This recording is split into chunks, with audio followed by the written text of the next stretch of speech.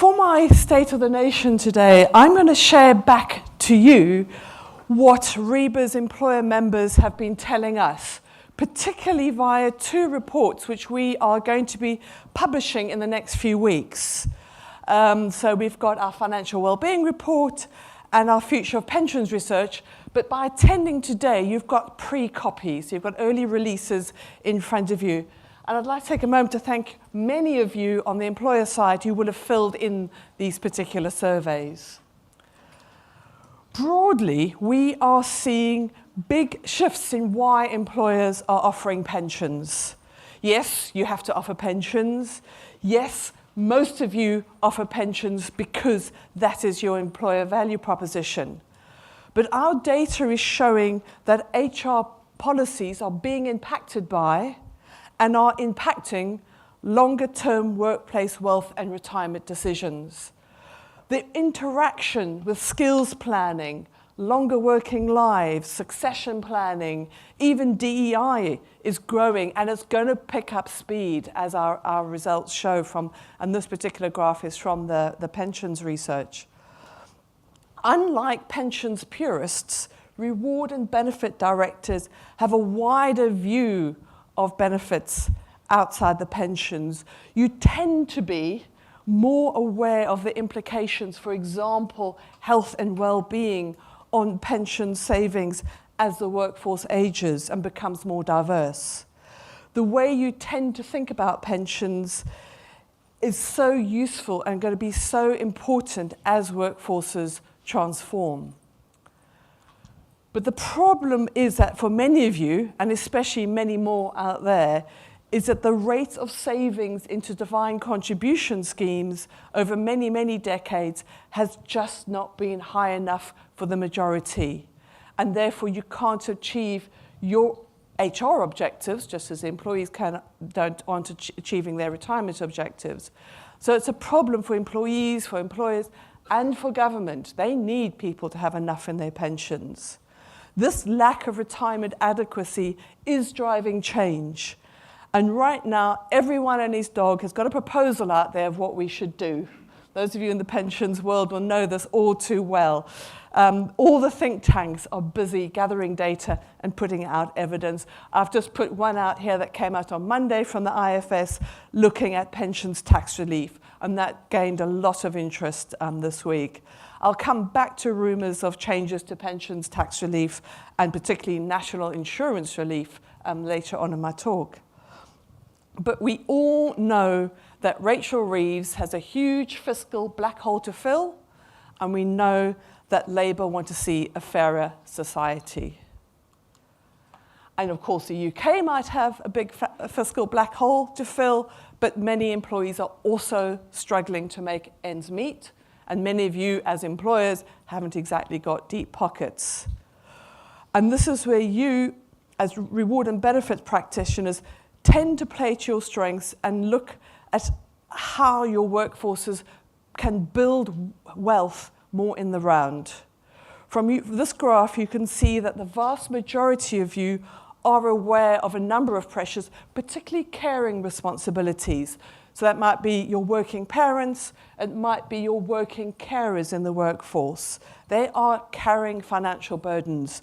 Talking to them about saving more into their pensions in isolation isn't going to make sense. And personally, I would like to see a lot more active, effective conversation and action from government level and across society to look at those caring pinch points and look at support differently. But let's, for the moment, dig deeper into housing costs, because that's another big area where it's taking its toll on employees. And I had a look at some of the ONS data and comparing 2000 to 2024. And you can see that over that time, home ownership is down slightly, but private renting, from a smaller base, obviously, is up significantly. You can see the direction of travel. So in the future, not only will employees have potentially smaller pension pots unless something changes, a growing minority will still be renting or paying off mortgages into old age. This has an implication for how much pension they need when they retire. And in my view, this means that many will need to work for longer in some or other capacity. Now we definitely, and this is in our financial well-being research, seeing that more employers are planning to offer a wider range of savings options via the workplace. And those of you who have told us that tend to cite trying to support your younger generations, getting onto the housing ladder, those kind of costs. But the proportions are small, and this is among leading employers, such as yourselves. However, there's a far more important area that needs support from employers, from the industry, and action from government if we're not to undermine decades of pension savings by employees. And that is ill-judged decisions at the point where people start to take their retirement savings. Because a bad decision can cost thousands or tens of thousands of hard-earned savings out of a pot. And we can see from our data that nearly half of employers are aware this is going to be a growing risk by 2030. But I do wonder about the other half, whether you didn't tick this particular, we think this is going to be a concern box because you think this is a personal finance issue, not to do with you as employers, and you're not wrong, or you aren't aware it's coming down the line. I can tell you now it's going to come down the line and we're going to hear a lot more about decumulation. The pensions minister has it on her agenda, and there have already been a number of workplace products launched, and I'm aware, can't talk about it right now, of more coming into the market. It's going to be a very big area coming down the line of how people in DC schemes are supported to make the right decisions at retirement. And I think this also is reflected in our financial well-being data, which shows that employers are aware of this, and we're seeing a big upsurge in those of you who are expecting to put in more support to support financial literacy and decision-making. Now, this is broad brush, but I think a lot of it is driven by that retirement decision-making. People have to think about the consolidation of their pensions pots, tax-free lump sums, drawdown, annuities. It's incredibly complex personal wealth decisions. And if there isn't a solution via the workplace, where else will it come from? Especially for the vast majority of lower and middle earners. Quite frankly, in my opinion, higher earners can afford to pay for regulated advice, and I really would say they should do so. But the government might be pushing for action too. Now, this is a slide, I try to get everything onto the slide, so apologies for the small type. It is also in the research as well, so you can see it there. Because I wanted to just pick out about the government and some of the work that they will be doing, because we know that broadly as employers and even as industry, unless it's regulated or legislated for, it probably won't happen for most employees out there. I think some of you leading people might do it anyway.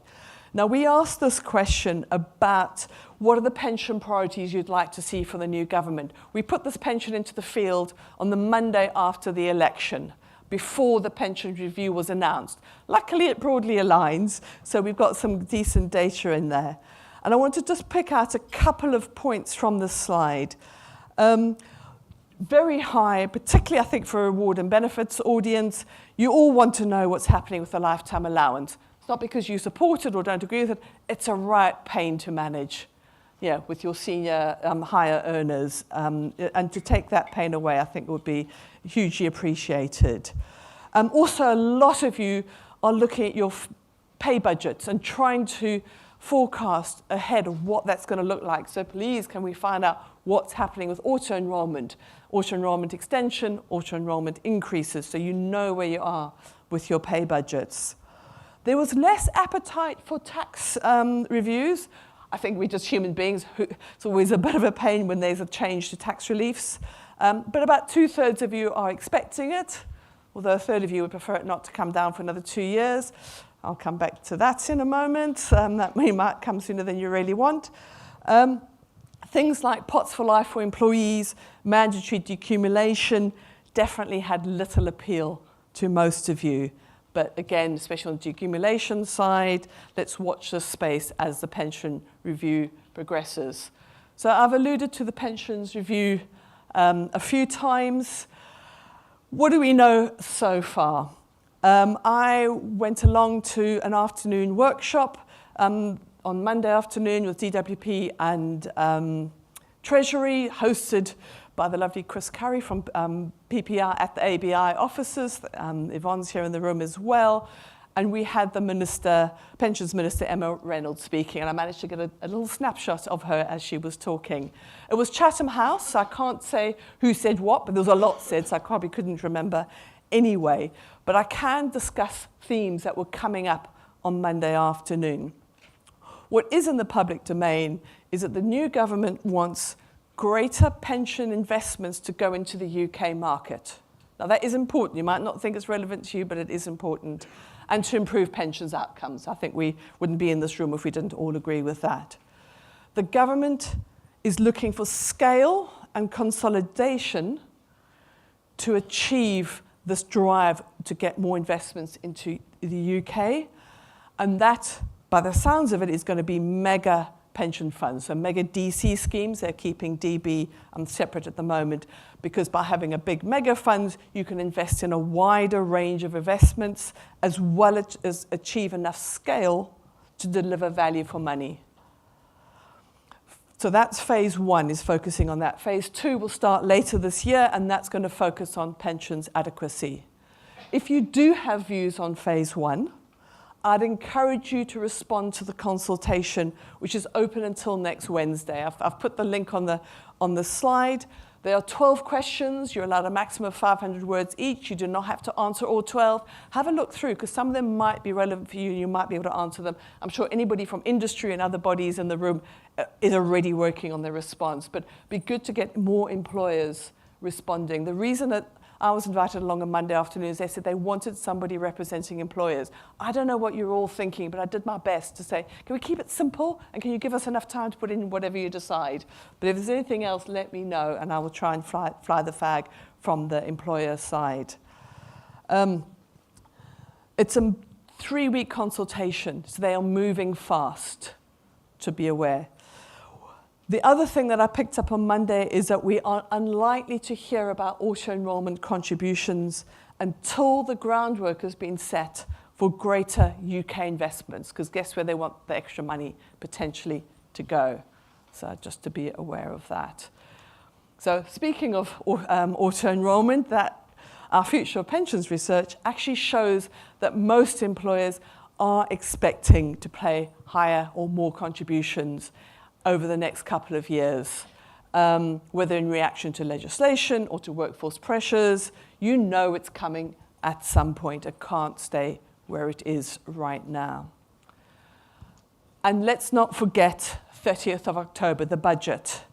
There is a big rumor swirling around that Treasury are looking at the fiscal win if employer national insurance contributions are applied to employer pension contributions.